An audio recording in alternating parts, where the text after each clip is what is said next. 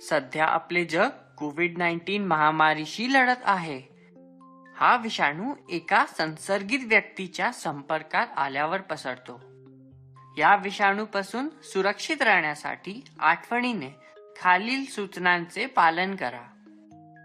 कुठल्याही घराबाहेरील वस्तूंना, दरवाजाच्या हँडलला, लिफ्टला किंवा दुसऱ्याच्या खेळण्यांना हात लावल्यानंतर आपले हात साबणाने धुवा किंवा सॅनिटायझरनी हात स्वच्छ करा. हात धुताना साबणाचा चांगला फेस येऊ द्या. आपले हात किमान 20 सेकंद व्यवस्थित चोळा आणि पाण्याने धुवून टाका.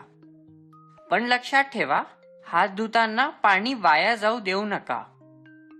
आपले नाक, तोंड किंवा डोळ्यांना सतत हात लावणे टाळा. खोकला किंवा शिंका आल्यावर आपले तोंड रुमालने किंवा आपल्या कोपऱ्याने झाका. या सूचनांचे पालन करून तुम्ही हा विषाणू पसरण्यापासून सहज टाळू शकता. लक्षात ठेवा, ही माहिती तुम्ही तुमच्या मित्रमैत्रिणींना आणि कुटुंबाला नक्की सांगा.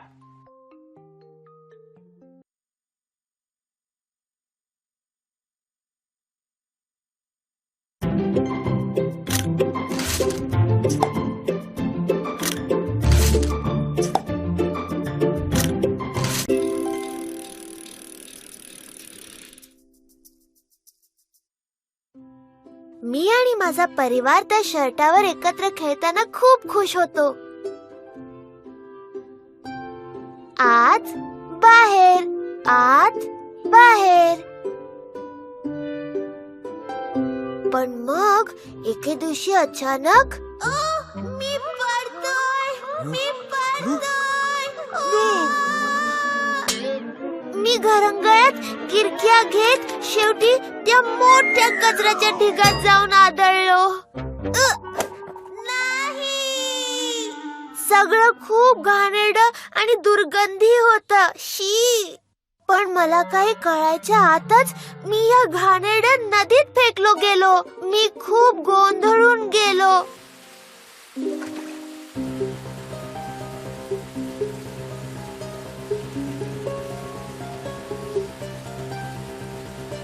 हो, मी हरवलो होतो. पण मला ठाऊक होतं की हा काही शेवट नाही. आणि माझा प्रवास सुरू झाला.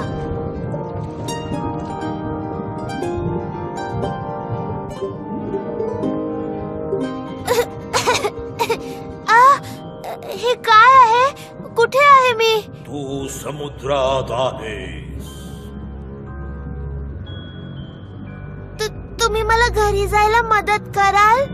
हे बघ, एकदा तुम्ही इथे आलात की हेच तुमचं घर. इथून कोणीच परत जात नाही, कधीच. बघ, हा कचऱ्याचा समुद्र. कोणी केलं हे? माणसांनी. वाच, काय लिहिलंय ते वाच. 1992. माझा तर त्यावेळेस जन्म सुद्धा झाला नव्हता. हो, 26 वर्ष उलटून गेली. हा बिचारा या प्लास्टिकच्या समुद्रात अडकला आणि परत जाऊ शकला नाही. मला घरी जायचंय. मला माझ्या परिवारासोबत राहायचंय. काही प्लास्टिकचा कचरा तर इथे 50 वर्षांपासून आहे आणि कोणी परत गेलेलं माझ्या ऐकिवातही नाही. आहो, कोण आहे रे? तू मला धक्का मारलास? नाही नाही, मी असं कधीच करू शकत नाही. मला माफ करा. तू कचऱ्यासारखा आहेस, माणसांच्या कचऱ्यासारखा. ते सगळं आमच्या घरात टाकतात. हा तुला कचऱ्याचा डब्बा दिसतोय का? आणि त्यात तू मला धक्का दिलास? नाही, मी कचरा नाहीये. मी हरवलोय आणि कोम म्हणाला आणि मला माझ्या घरी, आणि ते खूप दूर आहे. शांत बाळा, शांत. आता मला पटकन सांग, तुझे लोक कुठे आहेत? मला नाही माहित. कुठेतरी जिथे एवढं पाणी नाहीये. ठीक आहे, तर मी तुला वर घेऊन जातो किनाऱ्यावर. तिथे वरती कोरडं आहे, कदाचित ते तुला तिथे सापडतील. हे माझं घर आहे, पण तू सुद्धा तुझ्या घरी गेलं पाहिजेस मित्रा. चल माझ्या सोबत, चल आपण निघूया. मला घट्ट पकडून बस. इथे केवढी घाण आहे.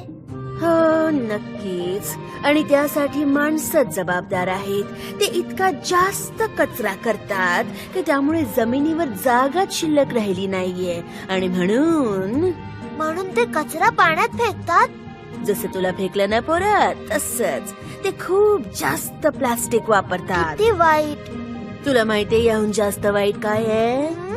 समुद्रातील प्राणी ते कचऱ्याला खाणं समजून तो खातात आणि नंतर ते मरतात. एवढंच नाही तर काही जाळ्यात आणि बॅग्स मध्ये अडकतात आणि गुदमरतात. त्यामुळे अख्खे कुटुंबाच्या कुटुंब, जमातीच्या जमाती नष्ट होतात. अशा वस्तू फेकणं चूक आहे. सर्व काही कचऱ्यात मिसळलेलं असतं. मी कोणत्या तरी भाजी, टरफलांमध्ये आणि केळ्याच्या सालीत मिक्स झालो. फार वाईट आहे हे तर फक्त हत्तीची शेपटी आहे रे. हा कचरा फक्त आमच्या सारख्यांना त्रास देत नाही. हा कचरा माशांच्या पोटात गेला की तिथून माशांना खाणाऱ्या पक्ष्यांच्या पोटात जातो आणि माशांना खाणाऱ्या माणसांच्याही, आणि शेवटी ते सुद्धा आजारी पडतात. पण मी ऐकलंय की काही लोक कचऱ्याची समस्या सोडवायचा प्रयत्न करत आहेत. खरंच? कुठे?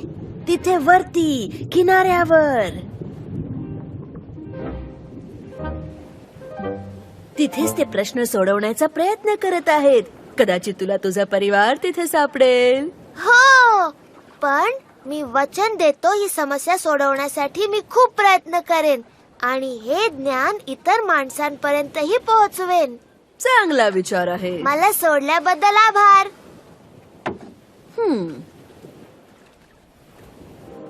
आता मी फक्त एक बटन नाही राहिलो. मी आहे प्लास्टो.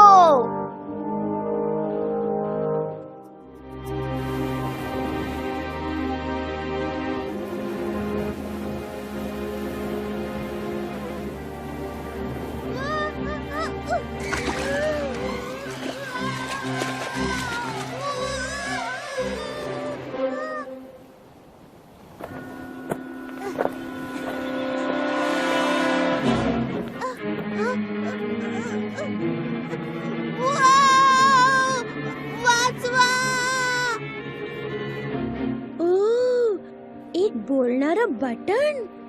वा, समुद्र आणि त्याचे चमत्कार. मी समुद्रातला नाही, मी तर शर्टातला आहे.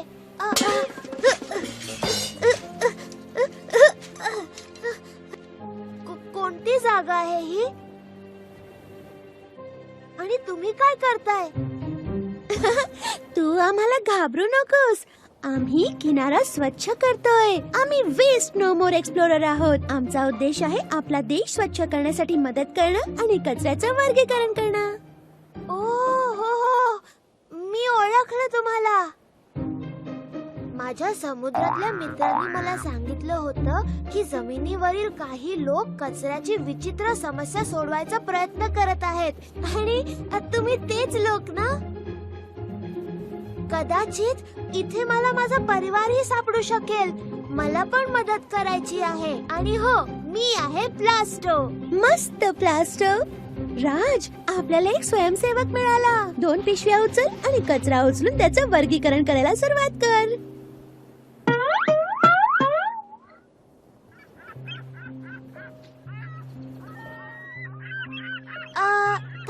थांबा. मी गोंधळलोय. वर्गीकरण म्हणजे? कचऱ्याचं वर्गीकरण म्हणजे वेगवेगळ्या प्रकारचा कचरा वेगवेगळ्या डब्यांमध्ये टाकणे. सध्या आपल्याकडे कचऱ्याची फार मोठी समस्या आहे, ठाऊक आहे का? हो, थोडक्यात मी एका कचऱ्याच्या डब्यात पडलो, मग एका गटारात टाकलो गेलो आणि मग कचऱ्याने भरलेल्या समुद्रात जाऊन पोहोचलो. ते फारच भयंकर होतं. त्यामुळेच तर मी तुमच्याशी बोलतोय.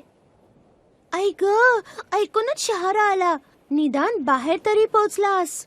पण बहुतेकदा कचरा एका मोठ्या सामुदायिक कचरा पेटीत जातो आणि काही वेळा कचरा फेकण्याच्या मैदानातही पोहोचतो आणि वर्षानुवर्ष तिथेच पडून राहतो. पण इतर वेळी वारा, सूर्यप्रकाश आणि वातावरणातील बदलांमुळे कचरा इकडे तिकडे उडत जाऊन शेवटी समुद्रात किंवा मातीत खोल काढला जातो.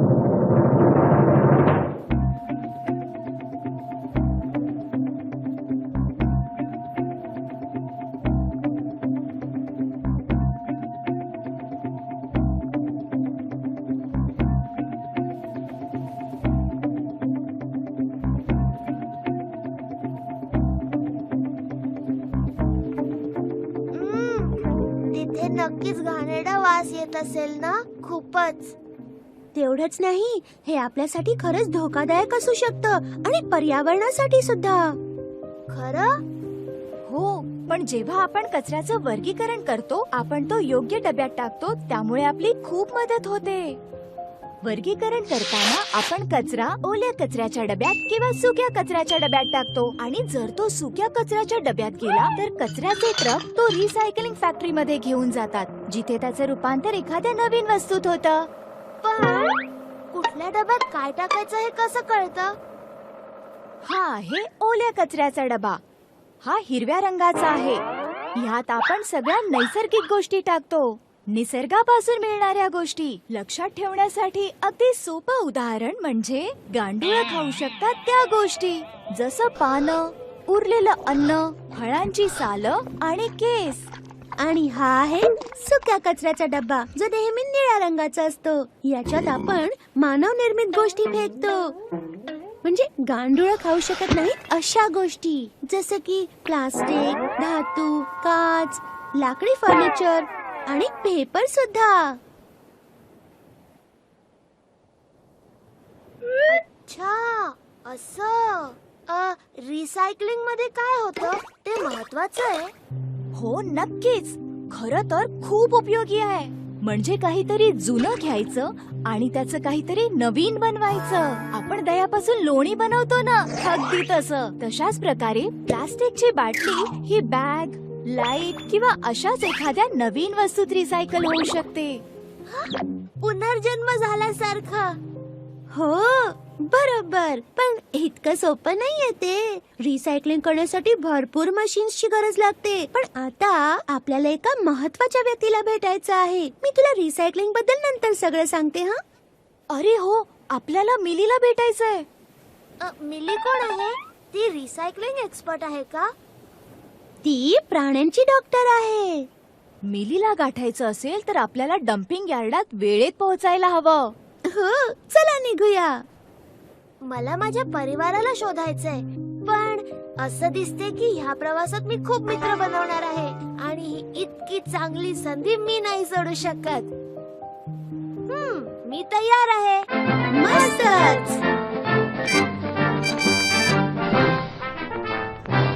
अरे, हे तर खूपच भारी आहे. हो ना, हेडक्वार्टरने ही आपल्यासाठी पाठवलीये. आत बसा आणि चला जाऊया. हाय मित्रांनो, आज आपण वेगवेगळ्या कचऱ्याबद्दल शिकलो. सुका आणि ओला. सर्व नैसर्गिक गोष्टी त्या ओल्या कचऱ्याच्या डब्यात जातील आणि बाकीच्या सर्व मानव निर्मित गोष्टी त्या सुक्या कचऱ्याच्या डब्यात जातील. आता की नाही, आपल्या जवळ काही उरलेल्या वस्तू आहेत ज्या योग्य डब्यात गेल्या पाहिजेत. त्यांचं वर्गीकरण करायला तुम्ही मदत कराल? जेव्हा एखादी वस्तू स्क्रीनवर येईल तेव्हा तुम्ही सांगायचं की ती सुक्या कचऱ्याच्या डब्यात जाईल की ओल्या कचऱ्याच्या डब्यात, आणि मग बरोबर आहे का ते पाहायचं. तयार? पहिली वस्तू काय आहे? प्लास्टिकची बाटली. आता ही सुक्या कचऱ्याच्या डब्यात जाईल की ओल्या कचऱ्याच्या डब्यात? काय म्हणता एक्सप्लोरर्स? प्लास्टिकची बाटली सुक्या कचऱ्याच्या डब्यात जाईल. लक्षात ठेवा, हे प्लास्टिक आहे, मानव निर्मित आहे, म्हणून ही सुक्या कचऱ्याच्या डब्यात जाईल. चला आता दुसरी वस्तू पाहूया. चिप्सचं एक पॅकेट. आता हे सुक्या कचऱ्याच्या डब्यात जाईल की ओल्या कचऱ्याच्या डब्यात? काय म्हणता एक्सप्लोरर्स?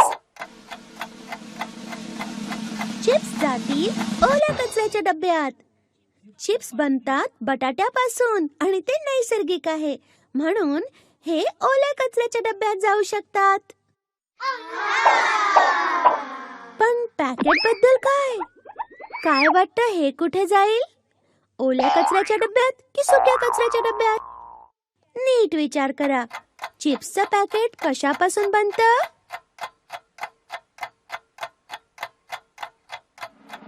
चिप्सची पॅकेट्स प्लास्टिक पासून बनलेली असतात, त्यामुळे ते सुक्या कचऱ्याच्या डब्यात जातील. लक्षात ठेवा, चिप्स जातील ओल्या कचऱ्याच्या डब्यात आणि पॅकेट जाईल सुक्या कचऱ्याच्या डब्यामध्ये. इतर पॅकेट सुद्धा सुक्या कचऱ्याच्या डब्यात जातील, जसे की plastic wrappers, चॉकलेटची packets, ज्यूसची packets, शॅम्पूची packets, हे सर्व जातील सुक्या कचऱ्याच्या डब्यात. आणि ह्यांचं काय होईल? एखादं पान किंवा डहाळी किंवा फांदी, या गोष्टी कुठे बरं जातील? लक्षात ठेवा, पान, डहाळी आणि फांदी हे सर्व नैसर्गिक आहे. या सर्व नैसर्गिक गोष्टी कुठल्या डब्यात जातील? एकदम बरोबर, त्या जातील ओल्या कचऱ्याच्या डब्यामध्ये. लक्षात आहे ना? गांडूळं पानं, फांद्या आणि डहाळ्या खाऊ शकतात, म्हणून या सर्व ओल्या कचऱ्याच्या डब्यात जातील. तुम्ही सगळे एकदम मस्त काम करताय. आपण अजून थोडं करूया का? आणि पेपर सारखं काही असेल तर हे कुठे जाईल?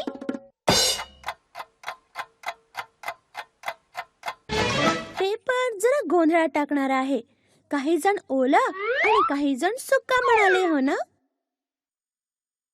खरं तर पेपर माणसाने बनवलाय, पण तो नैसर्गिकही आहे. तो तयार होतो झाडापासून. पण पेपर रिसायकल होऊन इतर वस्तू तयार होतात, म्हणून आपण त्याला टाकूया सुक्या कचऱ्याच्या डब्यात. सगळेजण इतकं छान करतायत. मला वाटतंय तुम्ही सगळे एक्सपर्ट एक्सप्लोरर होणार आहात. आता शेवटचे काही प्रश्न आपल्या पुढच्या ऍडव्हेंचर कडे जाण्याआधी. जर शिळं किंवा आंबलेलं अन्न असेल तर ते कुठे जाईल? विचार करा, हे नैसर्गिक आहे का? गांडूळ हे खाऊ शकतील का? ओल्या कचऱ्याच्या डब्यात. शिळं आणि आंबलेलं अन्न जसं की डाळ, अंड्यांची टरफलं, भाज्यांच्या साली, हे सगळं जाऊ शकतं ओल्या कचऱ्याच्या डब्यात. बरं, आता हे शेवटचं. तुमच्या जुन्या कपड्यांचं काय? आता हे थोडं कठीण आहे.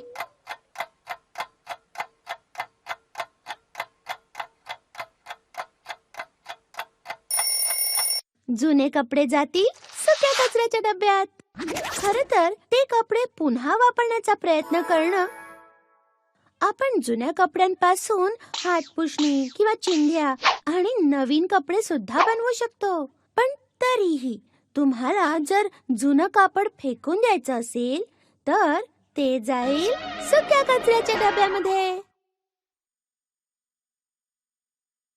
इतकी मदत केल्याबद्दल धन्यवाद एक्सप्लोरर्स. तुमच्या बरोबर काम करून खूप मज्जा आली आणि आपण लवकरच पुन्हा भेटू आपल्या पुढच्या ऍडव्हेंचर साठी. तोपर्यंत तुम्हाला आम्ही परत एकदा वर्गीकरण करण्याचा तक्ता दाखवणार आहोत. तुमच्याकडे वेळ असेल तर तुमचा स्वतःचा वर्गीकरणाचा चार्ट बनवा. एका पेपरवर 2 डब्बे काढा, एक सुक्या कचऱ्यासाठी आणि दुसरा ओल्या कचऱ्यासाठी. प्रत्येक डब्याखाली योग्य वस्तू लिहा. लक्षात ठेवा, जर गांडूळ खाऊ शकत असेल तर ते ओल्या कचऱ्याच्या डब्यात जाईल आणि बाकीचं सगळं जाईल सुक्या कचऱ्याच्या डब्यामध्ये. तुमच्या मिशन साठी शुभेच्छा. तोपर्यंत लक्षात ठेवा, वर्गीकरण करा.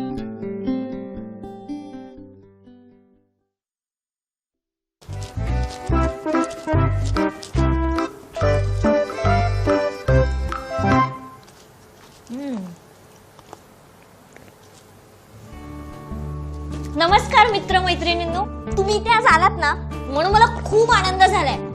अरे पण मी माझं नावच नाही सांगितलं. माझं नाव आहे प्राजक्ता. आज मी तुम्हाला इथे एक गोष्ट सांगणार आहे. सांगू कसली?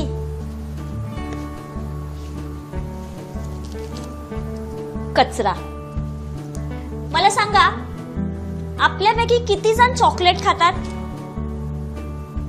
तुम्ही हात वर करू शकता. मी तुमच्या आई बाबांना नाही सांगणार. मलाही आई ओरडते की चॉकलेट खायचं नाही, दात खराब होतात. पण चॉकलेट सगळ्यांनाच आवडतं. तर हे चॉकलेट खाल्ल्यानंतर मागे काय उरतं? रॅपर, म्हणजेच कचरा. हा असा कचरा. अरे अरे एक मिनिट, मला असा गबाळेपणा करायला नको. आफ्टर ऑल हा माझाच वर्ग आहे ना. आणि हा कचरा म्हणजे आपल्या देशातील वाढती समस्या. आणि ह्या समस्येचं समाधान आपल्याला करावंच लागेल ना. हा कचरा. तर मला तुम्हाला एक प्रश्न विचारायचा आहे. तर मला सांगा की त्या प्लॅस्टोला समुद्रात कोण कोण भेटलं? पहिला तो त्या माशाला भेटला, त्यानंतर तो त्या कंगव्याला भेटला. तुम्हाला आठवतंय का की त्या कंगव्याने नेमकं काय सांगितलं त्याला? कोणाला आठवतंय का? त्या कंगव्याने सांगितलं की या समुद्राला सोडून कुणीच जात नाही. आणि हे चॉकलेटचं कागद गेले 26 वर्ष ह्या समुद्रातच आहे.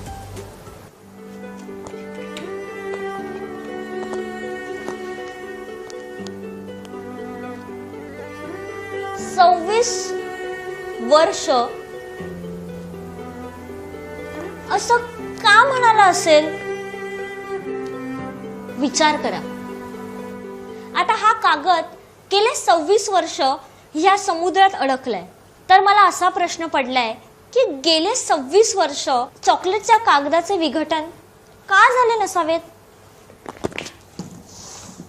म्हणजे अगदी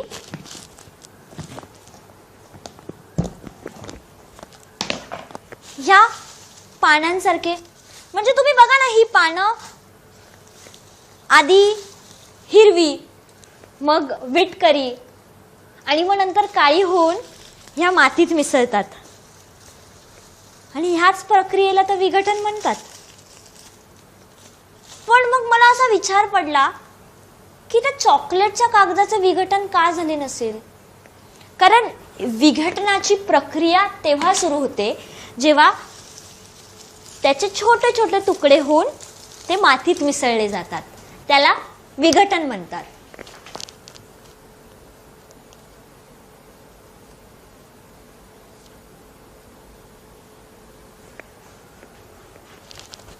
ही पानं म्हणजे ही नैसर्गिक वस्तू आहे.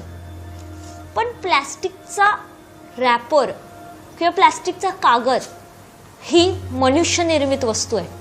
आणि ती प्लॅस्टिक पासून बनवली आहे. म्हणूनच त्याचं विघटन झाले नसेल. पण हे सगळं करताना मी एक संशोधन केलं. आणि ते संशोधन करताना मला काय आढळलं तुम्हाला माहित आहे? जाणून घ्यायचंय? तर आपण आज इथे एक खेळ खेळणार आहोत. पण तत्पूर्वी तुम्हाला सगळ्यांना 4 लोकांचा गट तयार करायचा आहे. तर या खेळासाठी आपल्याकडे काही वस्तू आहेत आणि त्याच वस्तू मी फळ्यावर सुद्धा लिहिल्या आहेत. तर आपल्याला या वस्तूंच्या विघटनाला किती दिवस लागतात हे बघायचंय. कारण ह्या वस्तू काही नैसर्गिक आहेत आणि काही मनुष्य निर्मित आहेत. चला तर मग जाणून घेऊया ह्याला किती अवधी लागतोय. तर पहिलं वस्तू आहे सफरचंद. तुम्हाला काय वाटतं, सफरचंदाला किती वेळ लागेल?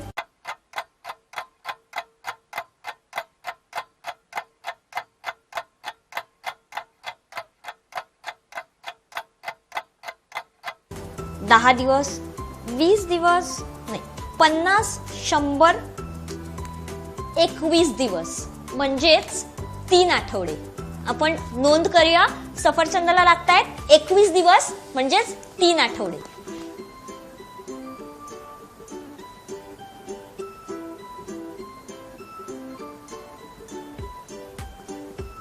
तर आता कॉटन टी शर्टला विघटन व्हायला किती दिवस लागतात?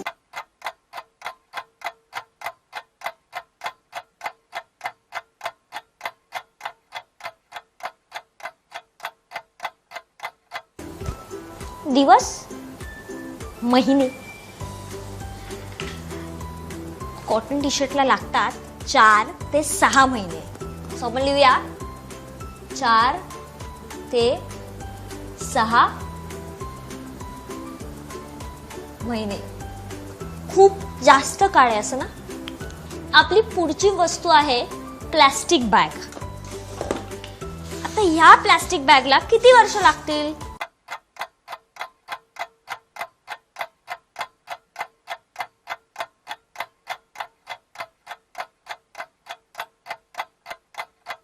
दहा ते 20 वर्ष. तर आपण इथे लिहूया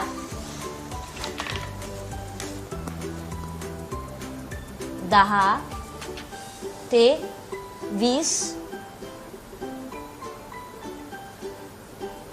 वर्ष. आता आपली पुढची वस्तू म्हणजेच पेपर. मग पेपरला किती काळ लागत असेल?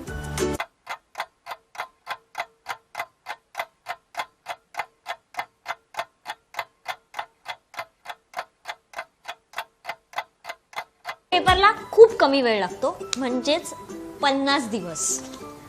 अगदी जितके पानांना लागतात तितकेच पेपरलाही लागतात. सो आपण इथे लिहूया 50 दिवस. तर आपली पुढची वस्तू आहे मेटल कॅन, म्हणजेच ॲल्युमिनियमचं हे कॅन. तर ह्याला किती अवधी जात असेल?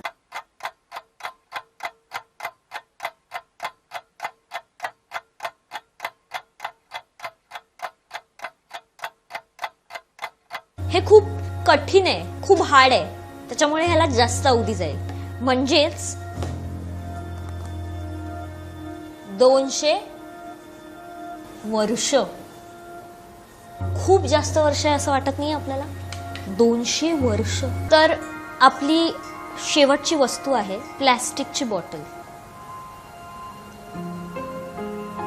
जी आपण खूप प्रमाणात वापरतो. तुम्हाला माहितीये की ह्या प्लॅस्टिकच्या बॉटलला किती वर्ष लागतात?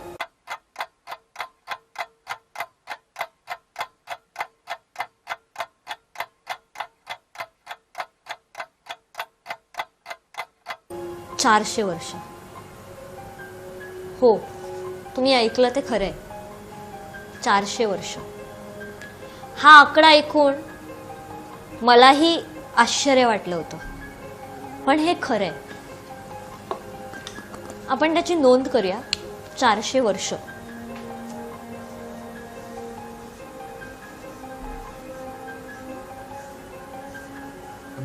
पण विचार करा, जर ही बाटली 400 वर्ष ह्या पृथ्वीवर राहणार आहे, आपण तरी 400 वर्ष जगू का? नाही. पण आपल्या येणाऱ्या पिढीला आपण काय देतोय?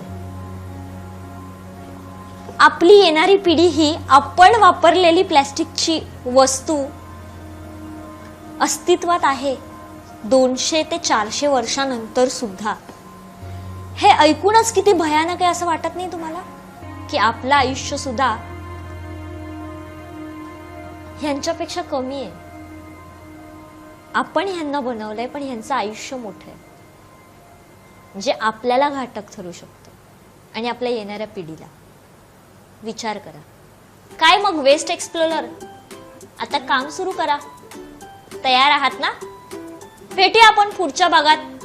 तोपर्यंत विघटनाची प्रक्रिया कशी करायची आणि कोणत्या गोष्टीची कशी विल्हेवाट लावायची ह्याचा विचार करा. भेटूया. येते मी. वेस्ट नो मोर कॅम्पहून येणारा संदेश. आता वेळ आहे एक्सप्लोरर डायरीची. मित्रांनो, तुम्ही तुमच्या घरची कचरा कुंडी बघितली का? त्यामध्ये तुम्हाला कुठल्या गोष्टी सापडल्या? आता तुम्ही कचरा वर्गीकरण बाबतीत अनुभवी झाले आहात, तर मग तुम्ही प्लास्टो, राणी आणि राज बरोबर वेस्ट नो मोर एक्सप्लोरर बनणार का? वेस्ट नो मोर एक्सप्लोरर बनण्यासाठी आपल्याला 3 सोप्या गोष्टी कराव्या लागतील. सगळ्या वेस्ट नो मोर व्हिडिओजना नीट लक्ष देऊन बघा. वेस्ट नो मोर मध्ये सांगितलेला सर्व उपक्रम पूर्ण करा आणि आपल्या परिवार व मित्रांना त्यांच्याबद्दल सांगा. आपल्या घरी कचऱ्याचं वर्गीकरण ओल्या आणि सुक्यात नक्की करा. सोपं आहे ना? कळलं असेल तर एक थम्स अप द्या. घरी राहा, सुरक्षित राहा, निरोगी राहा.